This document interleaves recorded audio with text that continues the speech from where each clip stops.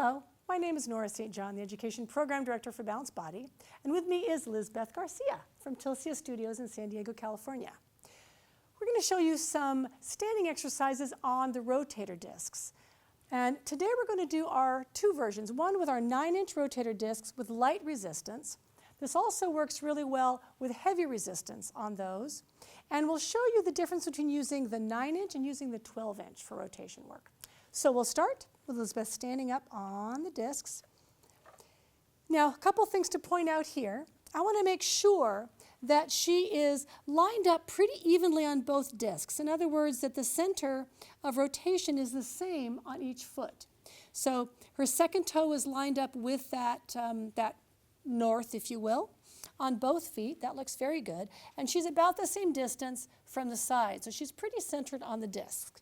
You want to have that because otherwise, as they rotate, if the axis of rotation is different on each foot, it just won't really work the same. They won't be getting the same action on each hip.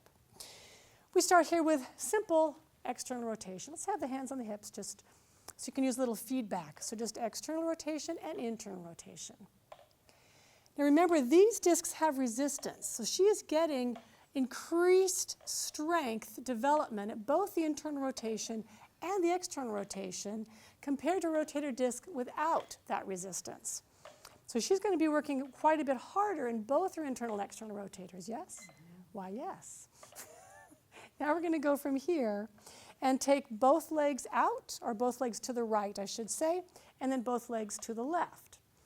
And our goal for the first set is to not move the hips much. So really, that's it. Really take it from the femurs, not from the pelvis. And you'll see that's a challenge, which this is a challenge, and it's really nice to see that challenge in real life. And now let's have you take that so that you move the hips with the legs. Okay, so now the head is stable, but she's letting everything else go. And she's just getting some nice rotational mobility now, not just in the hips, but all the way through the spine. And this is a nice thing as an instructor to just look and observe. Are they moving evenly on the feet? Are the discs moving the same amount in each direction? If I look from the back, is the pelvis moving the same amount in each direction? And I'm just assessing, in a gentle way, their rotational symmetry and balance. Now we'll do the last version of these, which is to have the hands up on the shoulders. And think about really keeping the shoulders relatively steady as she rotates below that. I think of this as like walking like an Egyptian. This always looks like such a funny moment. So now she's really working on stabilizing the top and working the whole spine below that stability of the very top of the spine. We don't often do that particular version of stabilizing from the top and moving the lowers. All right, now we're going to add to this a couple of other variations. We'll start bending the knees, so like a demi-plie, if you will, in parallel. Nice long line from the ear to the shoulder to the hip, so we're in a nice straight line like she's standing against a wall, and then the legs will go out. Hold there for just a minute, Lizbeth, so go into external rotation. And now, if I'm looking to see if she's even in her rotation, I look down and I notice my little marks here. Yeah, remember I mentioned these when I talked about the introduction. And I'll notice that on her left leg, her mark that was at the top, or actually was at the side, has not gone quite as far. So she has got a little bit different rotation on each leg. Let's come back to center. Yeah, and there we go. Nice. Now let's take that into internal rotation as well.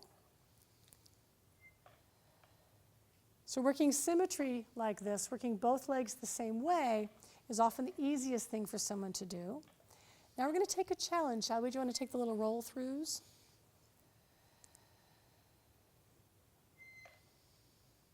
And I'm just going to let her get very fluid with this, yeah? So just working from internal to external rotation, adding that nice mobility through the hips, through the knees and the ankles. One other thing that's important to watch on this is to keep the hips, knees, and ankles in line. If somebody is prone to over-rotate in the lower leg, you'll really see it here, that they'll really crank that lower leg out. Nice.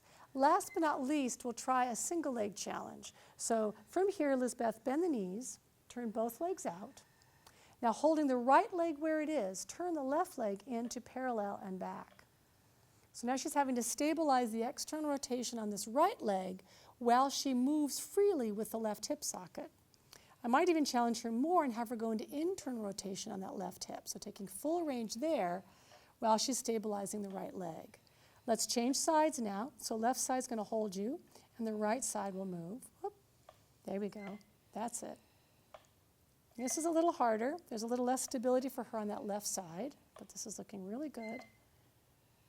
Nice. And then come back together and come up. Now, that's a lot of work. And with the resistance, do you feel like you're using your hips a little more than usual? Yeah. They're awake. So a couple things here. Let's finish this with some little twist. So just do like we do with a twist. So this is just a nice way to finish that up, shake it out a little bit, get a little bit of freedom and fun. Nice. And you can take this in any way that you like. Again, with the resistance, the client will stay facing forward. Nice. Now, one thing I wanted to mention here is when you have the 12-inch discs, Elizabeth, would you turn out for a moment? So notice how far apart her heels are there. Okay, they're not all the way together like they would be in a first position or a true turnout, but if I'm on the 12-inch discs, they're even farther apart. So this is just something nice to know that the 9-inch discs will put the legs in a little better alignment in terms of the inner thigh activation. One thing I can do here, though, is with that external rotation, Lizbeth, just think about pulling, almost like you're trying to pull those discs together. Okay, so you're still getting that inner thigh connection, even though the discs are a little wider than what might be a normal functional position. Now, let's step off of there. We've got two more projects here. The first one, we'll take those away. And we're going to take, first of all, that twisting on the one disc. And this one has no resistance, right? It's got that white hook in the middle. So now she can just keep going, yeah? She's got no resistance at all. And she can even here start to move to one side. So if you can, rotate in one direction. There we go. Now, most people will find that one direction is way easier than the other. So let's try to go the other direction now. And you'll notice that's her harder side. So all of these are, again, are ways to look at lateral rotation, lateral flexion, and to look at rotation, and just to notice the differences for people. Because this is a whole body functional movement pattern. And this suggests to me that that's a more difficult rotational pattern for her. Now we'll take the same thing on our 12-inch disc with a hard resistance, with a harder resistance. And this will feel even more different, because now we've got resistance as she goes into that side bend, yes. Now I have to say this does remind me of certain infomercials, yeah? We just have to have a little light bubbly background and some goofy music, and we're often thinning our waist.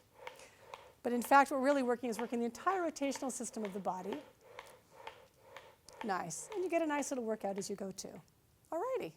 So there is our standing series on the rotator discs, working with both the small ones, the 9-inch and the 12-inch, with and without resistance. Thanks.